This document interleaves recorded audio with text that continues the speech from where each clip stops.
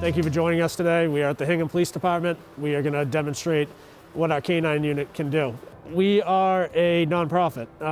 We have everything is donation based, and most of this area is the same. Bobby and I took over the K-9 unit in 2016, and we took that over from Officer Jim Foss, who established the program again after a short gap.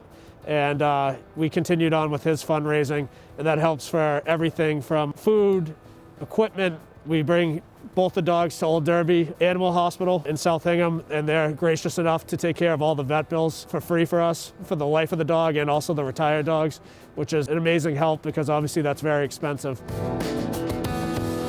I have Petey the patrol dog, and my academy was 16 weeks. Put that into perspective, a police academy is 21 weeks. So you go back and you learn how to, become a canine handler, essentially. The dogs come to us as what they call green dogs, which means they have zero training, and I was never a handler before, so I had no idea what I was doing and figured things out from there. And I have K-9 Pablo, and the training for a narcotics dog is 12 to 14 weeks. So the dogs are with us at all times. They live with us, our families, and obviously they come with us to work. So if we're working overtime or details, they're with us. Both dogs are food reward dogs, so every day they have to do something to earn their food. The routine varies based on when we're working, days off, but a lot of the times it will be to do some type of physical activity with them, whether it be take them for a walk, exercise them, and then feed them at some point as well, depending on when we're working, how much we're working. Same thing with K-9 Pablo. He's fed by hand every day. He does not eat out of a bowl. I have to put out drugs for him every day to feed him. On the patrol end, our dogs are used to locate people. So whether that's a missing person, a suspect of a crime, they're to find them. And that could be anyone from an elderly person going missing or someone suffering from, a mental health issue or crisis. So the dogs are able to locate them and save us a lot of time and get to them very quickly where, something bad could happen to these people based on different circumstances. Same with the narcotic dog. As you know, the opioid issue isn't getting any better. K-9 Axel with Officer Foss, before we had the two separate dogs, Axel did patrol work and he also did narcotic work. The only issue with that is a lot of people are hiding drugs on their person, and with the Shepherd you can't search people. And we'll do a demo in a little bit, and I'll show you that with the Labrador, that you can search people and it's not an issue at all.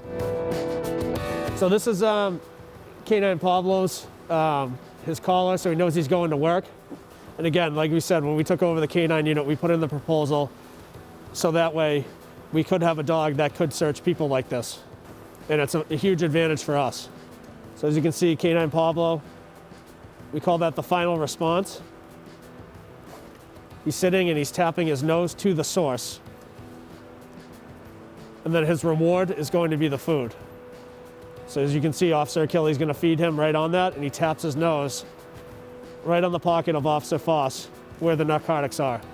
That's how both dogs work, like I said earlier, in their respective capacities.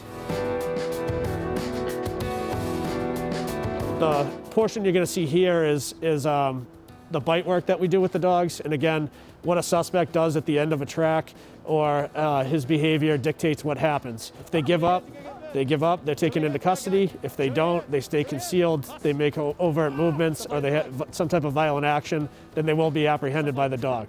The dogs are trained to bite and hold, and that's one of the things that our group takes pride in. Our trainer, Mark O'Reilly, does a great job with the developing this throughout the 16-week school. So like we were talking about earlier, the dogs are trained to bite and hold. And this is like a game for him. He's excited. As you can see, the tail's going. All of his commands are in check because he's from Slovakia. So it's a mix too. We throw a little English in there from time to time, but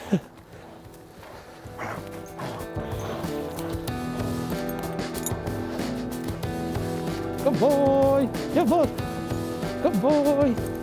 Where'd he go? Good boy. Yeah, buddy.